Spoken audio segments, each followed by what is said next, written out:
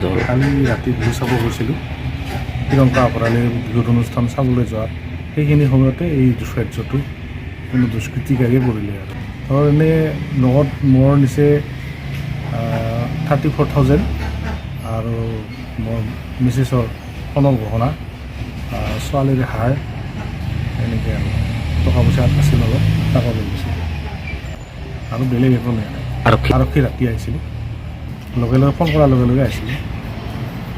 মোৰ নাম সুজিত চৰকাৰ। যোৱা ৰাতি আমি বিহু চাব গৈছিলোঁ। বৈতাবাৰীত বিহু আছিল।